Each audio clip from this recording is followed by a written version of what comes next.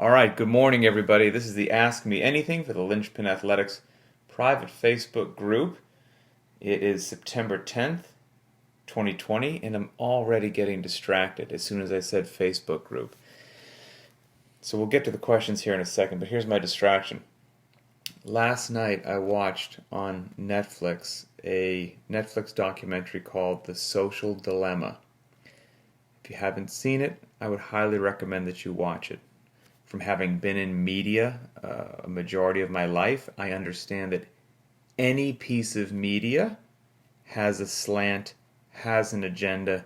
Even the ones that claim to be neutral are most likely not neutral. There's somebody paying the bills to make that piece of documentary film, and they have thoughts and biases and all that stuff. But with that being said, it's called The Social Dilemma.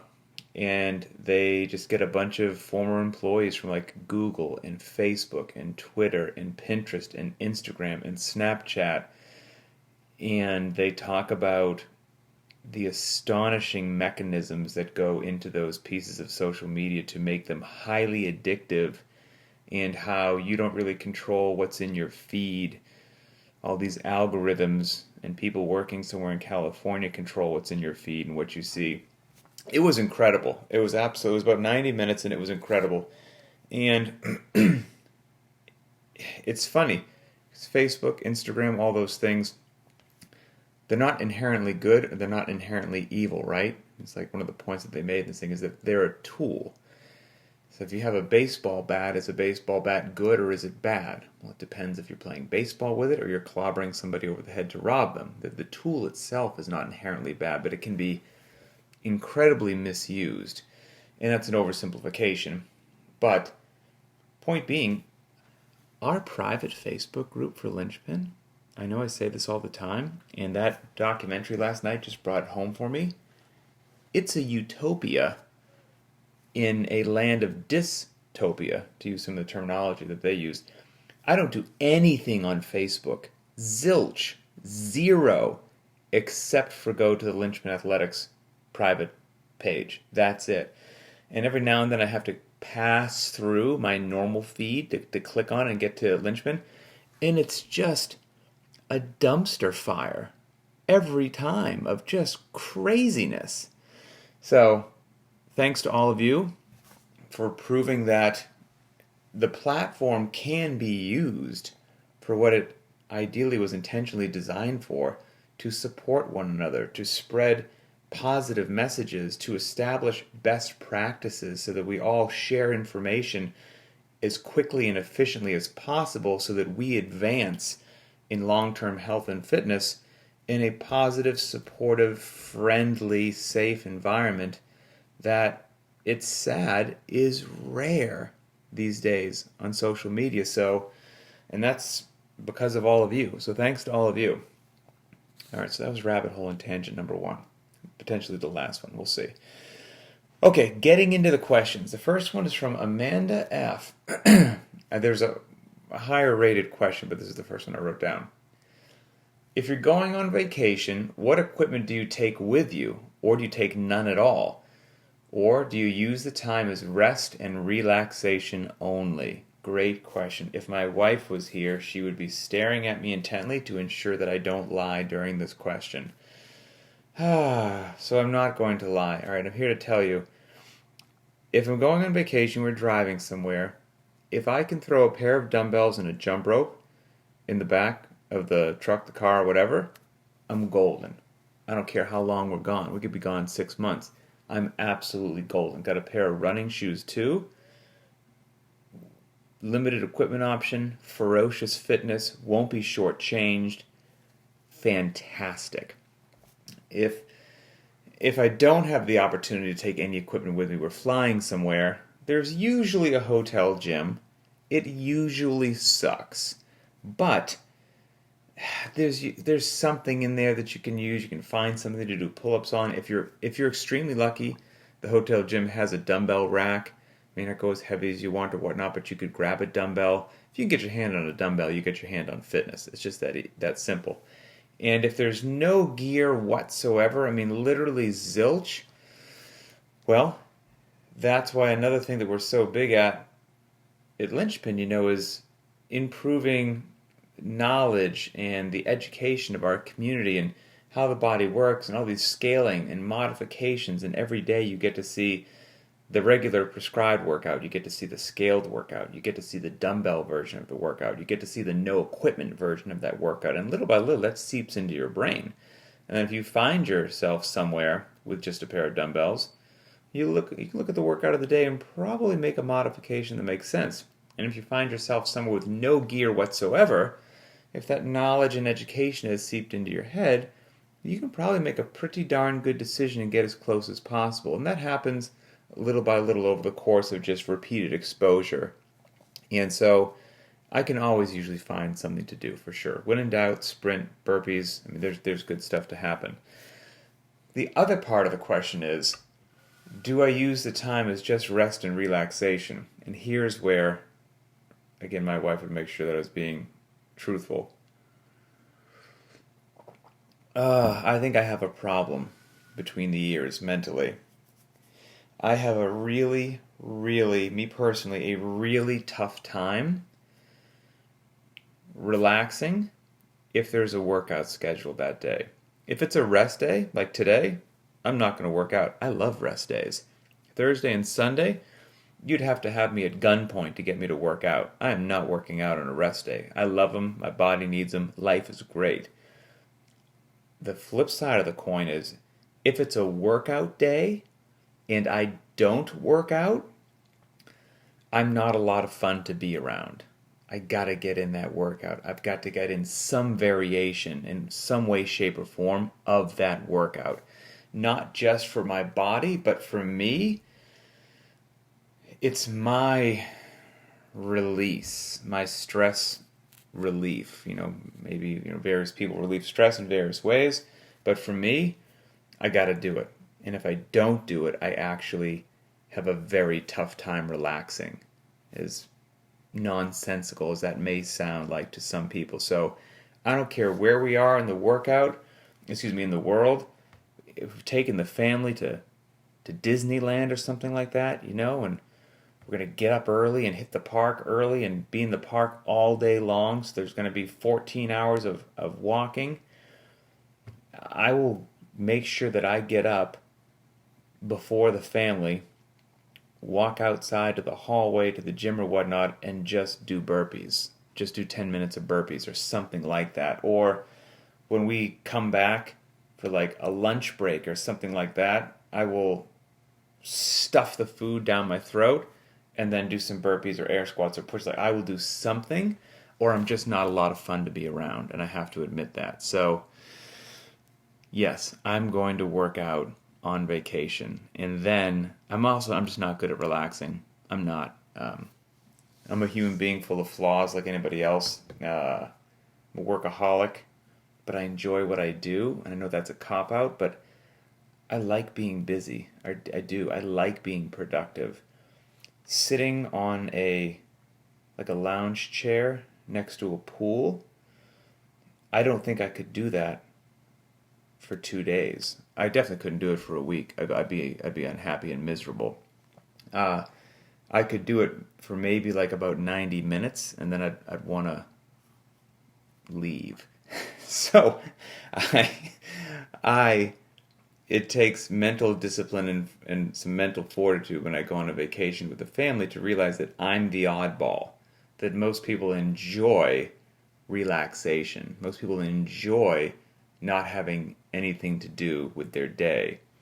I don't like that. It actually stresses me out. And so I have to have discipline for when I go to those places to realize that I have to get up early or do whatever it is and get my weird idiosyncrasies out of my body so that I can then give the rest of the day to my family, if that makes sense. So I can be present with them, even if what they want to be present with, meaning sitting around a pool doing nothing, isn't what I would want to be doing. But that's okay, because, again, we all have things that we have to do, and time and priorities, and got to make sure that the wife and kids are taken care of in the appropriate way. And so, yeah, that's that. I have my craziness, and I deal with. I see some people say "same here" that you're speaking my language. So yeah, maybe we're all the same kind of crazy. Let's see. Okay, next question. This was from John W. This was actually the most highly rated question of the day. 32 likes. I'm just curious, between the programming, the videos, and everything else, how much time do you put into Linchpin every week? We're obviously worth the effort, he says, which is very true. John, you absolutely are. How much time? I don't know. I don't know. All I can say is a lot. A lot. It takes a lot to do what we do here at Linchpin. I mean, just the programming in of itself takes quite some time to do appropriately. Um, just to go back, to do the research, to figure out how everything should lay out from reps to loadings to time domains to what major lifts should we do when we did those major lifts last time, what was the rep scheme, what should it be, should the rep scheme change this time in conjunction with whatever rep schemes have to be going on that same week with the other mixed modality workouts that we have, how does everything interplay, how um, how should the accessory work tie into what that is, the specific warm-ups that go along with each particular thing, the goal times, the rounds, the limited equipment options, the scaled options, linking all the videos, the no equipment workouts, the daily video to let everyone know the stimulus and intent and all that good stuff. And then there's obviously these Ask Me Anythings that occur. There's the live videos that we do on Tuesday morning that occur. The video on Tuesday morning has to get, of course, saved, put onto the YouTube channel in one way, shape, or form. Audio has to get stripped out. Podcasts have to be made, etc., etc. Instagram account is its own beast in and of itself. Yeah, it's a lot. The answer is a lot. And I think that, yeah, a lot. I'll just leave it at that. Now, I have developed as many efficiencies as possible to, again, use my time wisely, but it is what it is. And things have to happen every single solitary day, which is an interesting thing. You know, we are a global community. You know, it's not like it's a 9 to 5. Things are happening 24 hours a day, 7 days a week. Posts have to happen on kids' birthdays. Posts have to happen on New Year's, on Christmas, on whatever it is. Holidays don't matter to some degree. There's always work that has to be done. And to accomplish all of those things that I've mentioned, I have it systematically laid out so that I know what I have to do every day. And if I do that, it's still a ton of work, but it's manageable as long as I stay on it. If I get behind by like one day, it can be a heck of a challenge just to catch up and get back to neutral. So anyway, that's that. Oh, circling back to Amanda's question about working out on vacation and all that, just so that we can laugh at each other. So, as most people probably know, last weekend I did like my normal annual hike with Mr. Dan Bailey. Good people, great outdoorsman. We always have a good time. So he flew in on Thursday. Then we were going to go hiking over the weekend. Saturday and Sunday were going to be the hike days. Saturday night in the woods. So Thursday he flew in on a rest day. Great. Friday is a workout day. Now we're going to be hiking up and down mountains for 2 days over the weekends with, 30 pounds on our back, which is plenty of fitness. But since I have mental problems, on Friday it was bothering me significantly that I wasn't going to maybe work out, even though I was going to be hiking Saturday and Sunday. And so I asked Dan, in the presence of my wife, she got a kick out of it. I was like, hey, this was Friday morning. I'm like, are you going to work out today? And he giggled. He's like, no, I'm on vacation. He's like, and we're hiking all weekend. He's like, I'm not going to work out today. And I was like, oh. And Emily's just shaking her head. She's like, see, this is what normal, if you want to call Dan Bailey normal. Even normal people don't work out on a day like today. And And I was like, oh, okay, okay. Didn't sit well with me. Didn't like it. I still wanted to work out. And then, since Dan's a good kind of crazy too, he said, why, were you thinking about maybe doing something? And that's when Emily went, oh, geez. And I was like, well, I had an idea. I think the linchpin workout that day was rowing, push press, and there's something else. I want to say that it was pull-ups. Rowing, push press, and pull-ups. It was the lighter push press. And he's like, what are you thinking about doing? So I told him. I was like, well, this is the workout of the day. I said, what? I said, it's, push press and pull-ups are 2 out of the 3 movements, so those aren't going to beat up our legs or midline for humping the rucksack around. I said, the only other thing I got there is the row.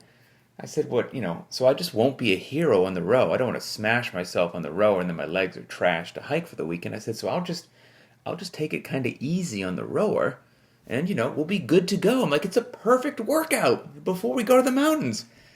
And he was like, I like that. Let's do it. And so we worked out and we went into the mountains the next day and everything was good. So, yep, we're not well. Okay, moving right along. Cindy M. Question on the hook grip. Cindy, where's your question? Okay, Cindy. How necessary is the hook grip for Olympic lifts? Do you use it yourself? Yes, I do use it myself. If you ask, first of all, yes, it's necessary. I would start using it. There will be a level of discomfort, of course, at first as you get used to it, and then little by little you'll build up a tolerance. And once you build up that tolerance and become comfortable, for lack of a better way to say it, you'll wonder how you ever didn't use the hook grip. So the hook grip is fantastic, and especially for somebody that's a talented, explosive, fast Olympic lifter, which all of us may aspire to be in one way, shape, or form. That hook grip on the barbell is a critical component of, during the second pull of the clean or the snatch. That's a very explosive part of the lift. That hook grip is actually critical to keeping the barbell in proper position and maintaining control on it. So it is something that you want to learn and embrace. And, when done properly, you grab the barbell and you're not just squeezing your thumb against the bar. You're actually gripping your thumb with your fingers and you're almost like pulling and almost like trying to pull your thumb more around the bars. And so your thumb actually becomes something else for your fingers to get some purchase on and to get a more robust grip on, and hence yet improve your grip in another way. And as odd as it may sound if you're new to all of this, the hook grip,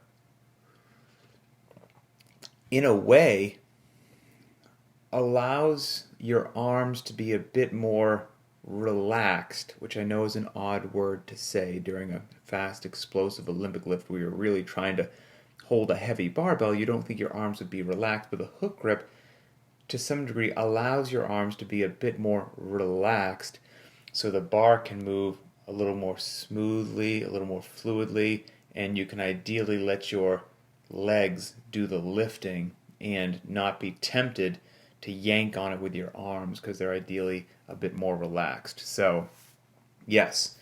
So, and there's some great videos. Just go into wonderful YouTube. I say wonderful. Watch that Social Dilemma video. Wonderful YouTube, and type in hook grip Olympic lift, and you'll have some good stuff. Oh, I see Cindy there. I guess I need to start integrating it, but I hate it so much. Yes, I don't enjoy it. Don't get me wrong, but yeah, it certainly has its value and serves a great purpose. Okay, next question was from Matt. He asked some stuff about some accessory work. Matt S. Where are you? Here we go. Matt, I noticed that we used to get dumbbell lat raise complexes programmed as accessory work, but I haven't seen them for a while. There was also a period where we had kettlebell windmills programmed during the warm-ups, but they haven't made an appearance lately. Says not criticizing, just genuinely curious as to how you go about deciding which accessory/warm-up pieces to include and when to pull them out. Great question. Fantastic question. So, the kettlebell windmills I actually really like, but and it probably should, they'll make a rotation back in there. I wanted to wait to get, oh, I just had something pop into my head. Sorry. Gotta write this down. Okay. Something else I need to film. I wanted to get a kettlebell windmill, just short, sweet, simple video, because some people were like, kettlebell windmill, I don't know what that is. And I didn't have a video of it. So I just figured, potentially erroneously, if somebody saw something in the warm-up such as kettlebell windmill, and they weren't sure what that was, if you just type kettlebell windmill into YouTube, you'll get 75 videos of what it is. But I hadn't specifically filmed one, so I thought, all right, maybe I should pull that out of the rotation until there's a specific video for kettlebell windmills on the Linchpin Athletics YouTube channel. Maybe that would make more sense. But it's a fantastic movement, and I like it. And yeah, we'll put it back in there, and I could just stick it back in there, and maybe people will listen to this podcast or watch this video and realize if you don't know what it is, you just type that sucker into YouTube and you'll be good to go. The dumbbell lat raises are another just fantastic movement, and there's so many good movements out there.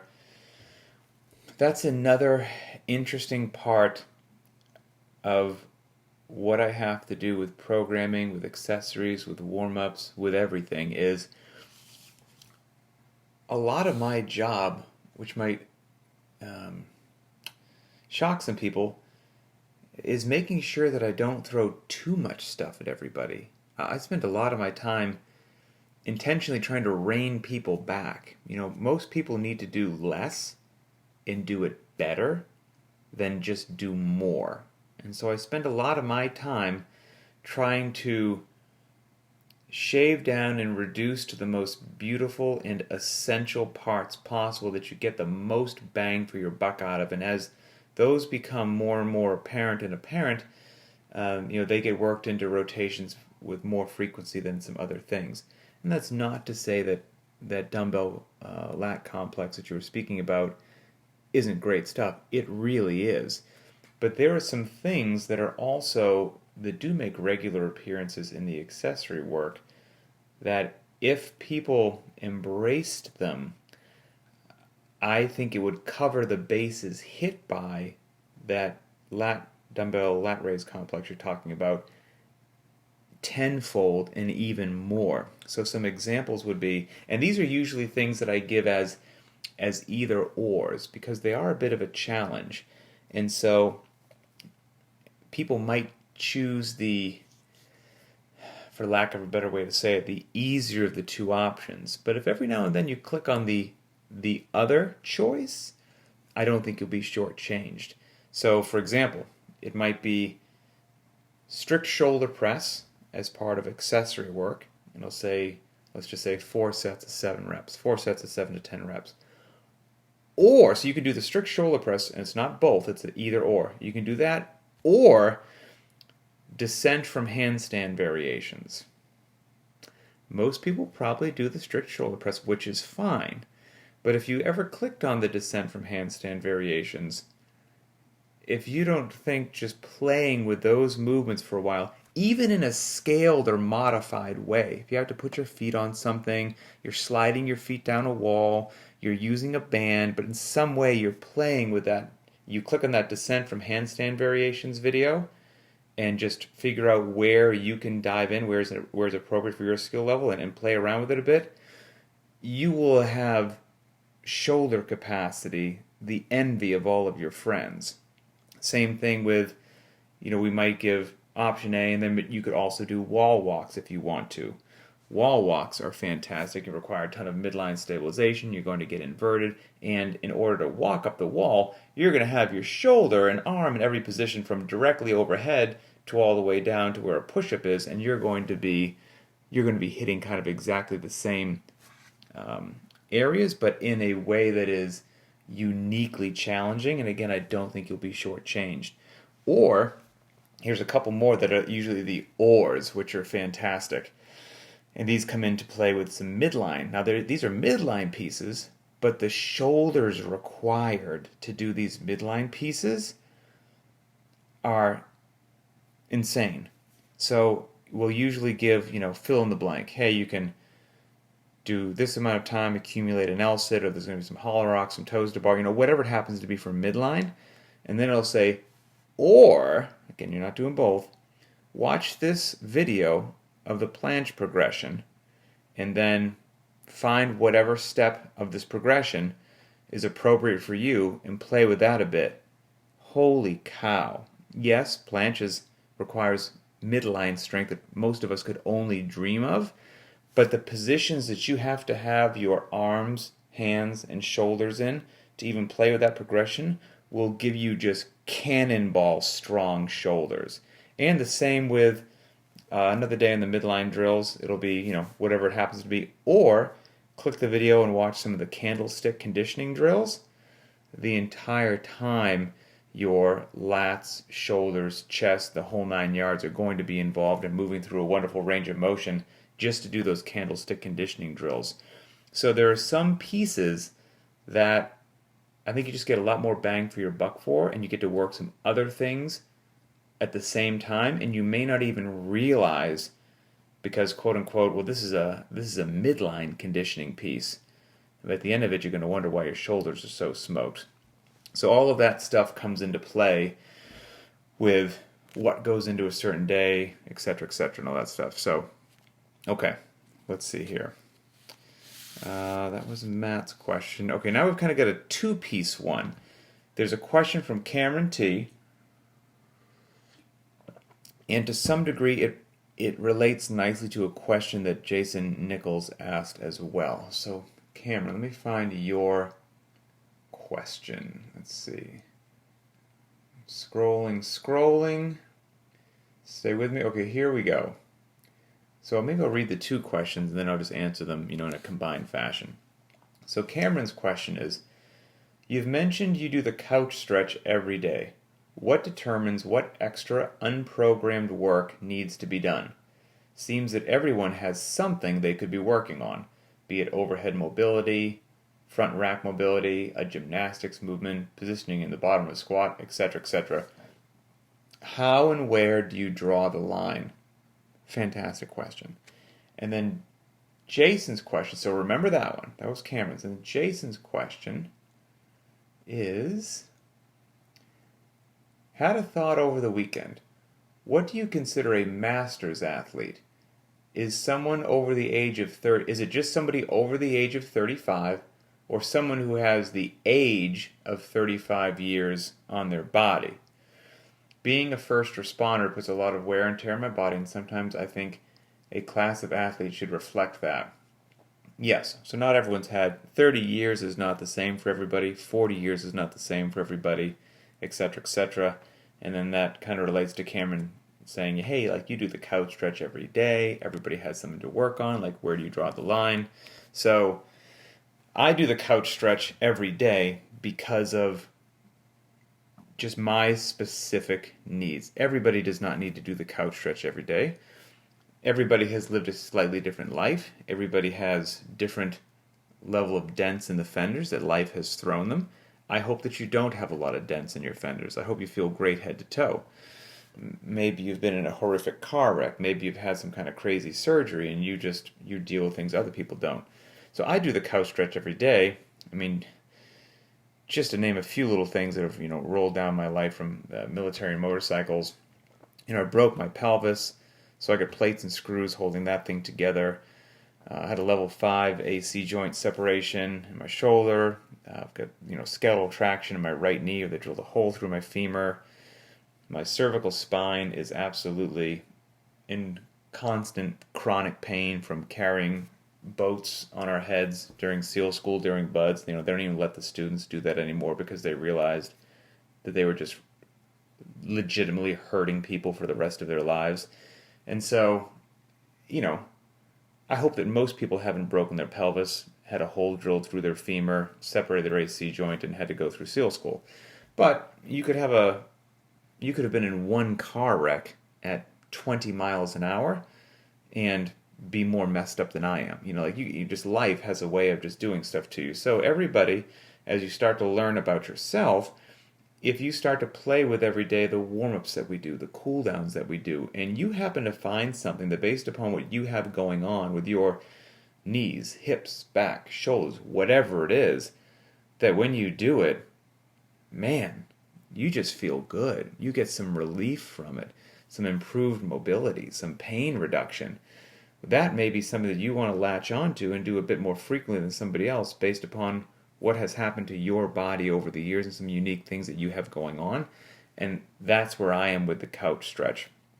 The injury that I had to my pelvis occurred on the right-hand side, the right acetabulum, and that right hip flexor, since that occurred, is disturbingly tight. Disturbingly. And it just always has been. I try everything under the world, from bands to balls to, Theraguns to, whatever it happens to be. And some things help more than others, but it's just there. It is what it is. And some things like the couch stretch do give me some added relief. So again, if you find something that works for you, I would work it in as frequently as you need to ideally live a happy, healthy, pain-free life. And that could be some shoulder flexibility. It could be sitting in the bottom of the squat, whatever it is. I think there's just a difference between finding something like that you could say is recovery or practice. It's not taxing for me to do the couch stretch every day. If you're sitting in the bottom of the squat, that might be very beneficial, but it's not overly taxing. Doing some shoulder mobility drills, it's beneficial, it's not taxing. It's not another workout that now you're getting tired from, you're getting overtrained from, you're messing up your sleep with, you haven't recovered, you're going to the gym with less intensity, now your fitness is backsliding. That's a separate issue. But if you can identify these small little things that when you polish them a little bit, make your life better, absolutely throw them up. Absolutely. So, let's see. And that, that relates to Jason Nichols, who says he's a first responder, and, he might be just 35 years old, but his body feels more than 35. I hear you, brother. I hear you. And yes, not every 35, 45, or 55-year-old is the same, and that's why it's also so challenging to say, hey, guess what? Here's the specific workout we have today for 38-and-a-half-year-old people, because every 38-and-a-half-year-old person is the exact same. That's obviously not the case, right? So that is, again, why such a huge part of what we try to do here at Linchpin with the daily videos and all the information that I present is I want to make the Linchpin community as smart as I possibly can, as sharp as I possibly can, and learn from as many of my mistakes as humanly possible, because that knowledge base and that education will allow you to look at the training schedule that day, to take an honest assessment of yourself, to look at all the various options that we have for training that day, from scale to limited equipment and no equipment to whatever, and see, do one of those fit you beautifully, or do you need to tweak or modify one of those workouts for a range of motion, for a loading, for a movement, for a time domain? And you will have the knowledge and confidence to do that and to not feel bad about it, to not feel like you're being shortchanged, to not feel like fitness won't be achieved, to make a smart decision. And when you have the ability to do that, everyone can do it, by the way. It's like a superpower, but you can do it. It is obtainable. And then you will be on the long-term road of health and fitness. And we'll still be chatting and doing these things 2 decades from now because you understand how to train intelligently. And so that's all wrapped into what we do. So hopefully that helps. Oh, and also, if you read the rest day posts on the private track, there's a few paragraph blurb that I have in there, and it might be easy just to not read it because it's a rest day, right? But it says in there what the point of a warm-up is, what the point of a cool-down is, and it encourages you to experiment. It says that, hey, I provide these daily warm-ups every day and these cool-downs, and if you don't know what to do, they're a great starting point, and they'll serve you well. But if you learn enough about yourself that you just know for a fact, hey, you know what, that's a great overhead squat warm-up today. We're doing Nancy. But I know that when I do this, I feel even better for the overhead squat. It just works for me. you should feel totally authorized to do that. And you'll only find out what that is if you allow yourself a bit of a strike zone to play and to experiment. But it's encouraged because there's fantastic benefit there. Okay, one final question, and it wasn't one that got a lot of likes. As a matter of fact, it got no likes. None. But I like the question, so we're going to answer it, and I think it is beneficial and good for everyone to hear. It's from John Coleman. John says he's been following on Instagram for a long time but new to the private track. Was wondering why yoke carries, D-balls, and sandbag cleans don't seem to be programmed anymore. What led to this change? John, excellent question.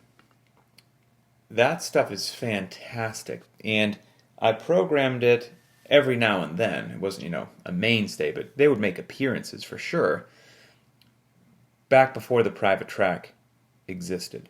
And so the overwhelming majority of the time, the workouts that we program, I try to craft them in a way to get people as fit as possible, as efficiently as possible, and with the gear that the overwhelming majority of the population has access to. And, there's a lot of people these days that don't even have a barbell that would kill for a barbell. So not even a yoke or a D-ball. Barbell and bumper plates would be incredible. There's people that don't have any of that, and they're just on wait lists for dumbbells, and they're just doing the no equipment every single solitary day, and their dreams will come true when their dumbbells arrive at their front door. So talking about something like a yoke, I know a lot of CrossFitters and a lot of athletes have been in a lot of garage gyms, and very, very, very few people have a yoke. However, yokes are awesome. They're fantastic. So if you have a yoke, you should, again, getting back to knowledge and education and feeling authorized to do things, you should absolutely feel authorized to throw that thing in. Be a great thing to do after a heavy day, to do a little extra midline work, build up the legs as well. I think the yoke is probably the best way to get the most loading on your body personally, which is fantastic. So if you've got one, absolutely, they're great. I wish everybody had one. Fire it up. And the same can be said with like D-balls and sandbags. D-balls and sandbags are so fun. They're useful. They're beneficial. I think they mimic more closely what you find in the real world when you have to pick up and move something than a barbell does. But most people don't have D-balls and sandbags. They are expensive. They're heavy. They cost a lot to ship. If you could make a sandbag, that's great. Or even like from Rogue has their Strongman sandbags, which are awesome, and they ship them to you empty. They don't have the sand in them. So they are actually, all things considered, a fantastic training tool and economical. The D-ball obviously comes, if you buy a 150-pound D-ball, it weighs 150 pounds. So you got to pay for that shipping.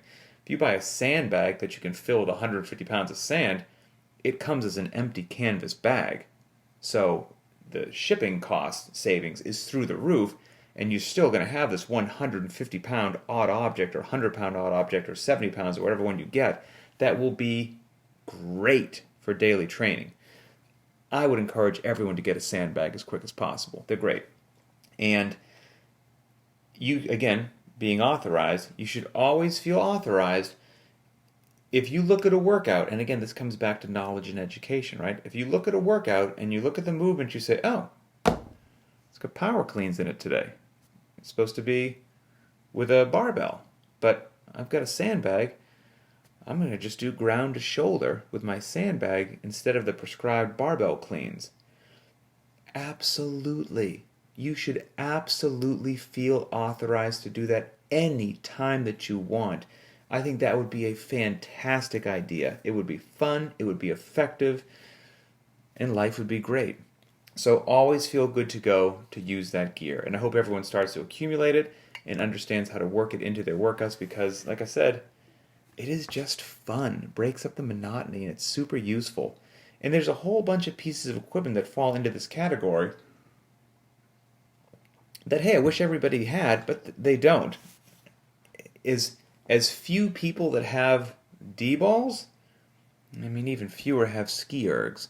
That doesn't mean that a ski erg's not a great piece of gear. It's fantastic.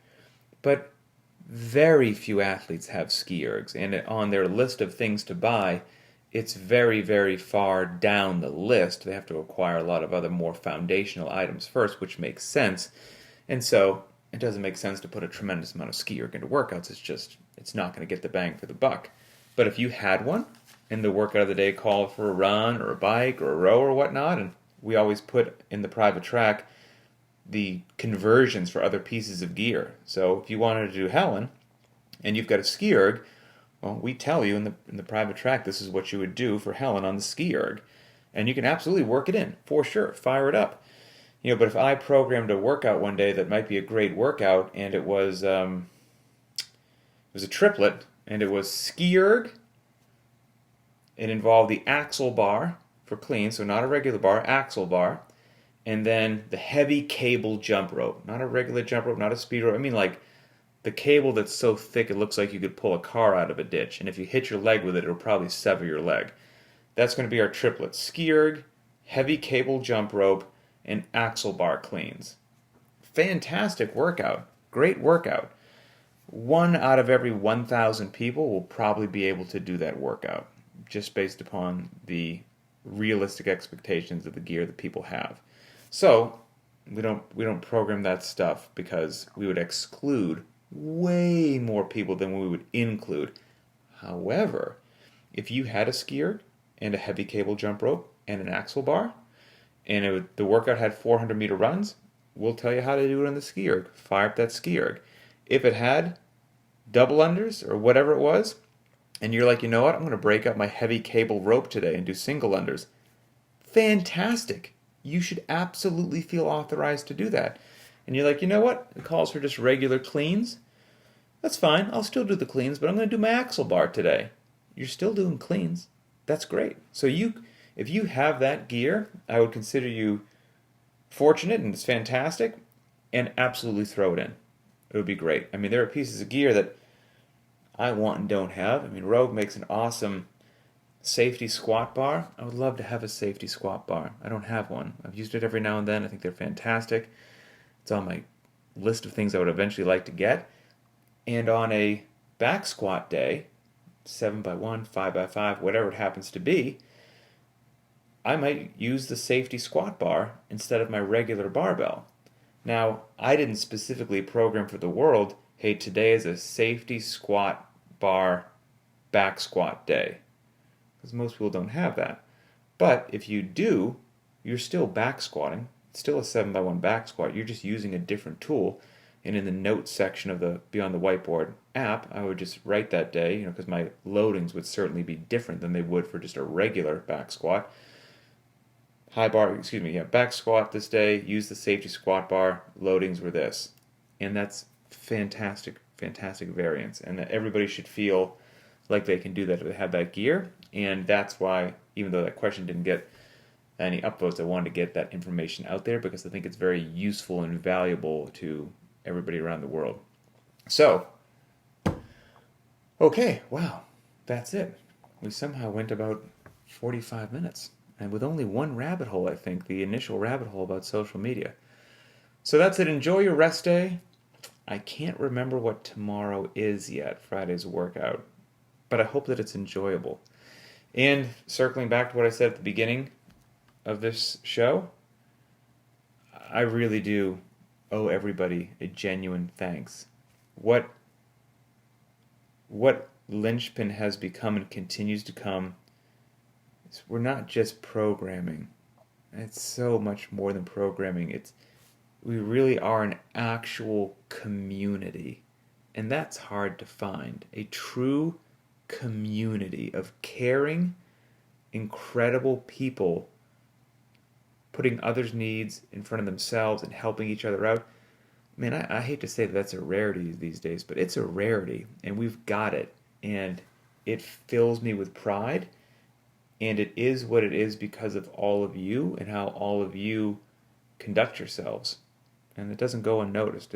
It's fantastic. So have a great day. We'll talk later. And that's it.